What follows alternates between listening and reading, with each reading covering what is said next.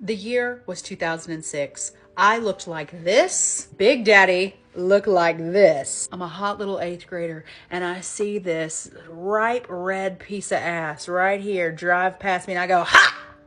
Who is that? He looks like he got money. He looked rich. So I had to know. So I did what any self-respectable 15-year-old did in 2006. And I MySpace stalked him till I found him. And that is where I became absolutely obsessed with this man. But he wanted to give me no time of day. Okay. I messaged him. I commented on every photo he uploaded. He didn't care. I added his friends. I was determined he was going to know me until the night that he uploaded this photo right here with it said 2 in the pink, 1 in the stink. And I said, don't show people what we do. And guess what?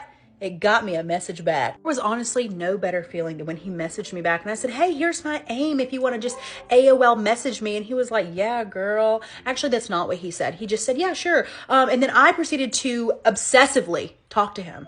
Obsessively. I don't think he actually said a lot of words, nor has he said a lot of words in our marriage. But I proceeded to make him ask me out. He wasn't ready. You know, he was just getting to know me, trying to be courteous, trying to be a very courteous gentleman and get to know me. Here's a picture of us when we were dating.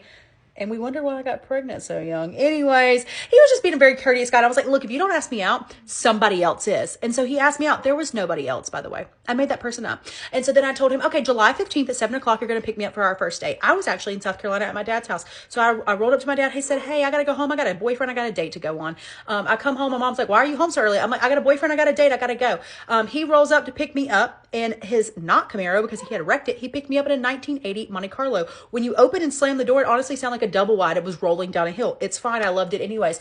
And then on our way home from our first date, he was very gentleman, very Big Daddy Brad, opening doors, softly spoken, treating me like a lady. I didn't want to get treated like a lady.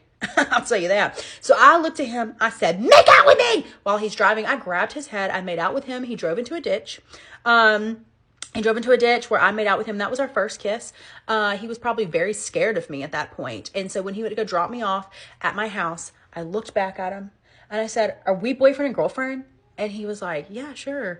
And I was like, good. And I slammed the door and I sashayed my little ass back into my single wide trailer where I lived at the time. And that is how we started dating. And then year and a half later, we got pregnant. And then a couple years later, we broke up. And then a couple years later, we got back together. And then we had Audrey. So look at us. It's a love story. It's a MySpace love story.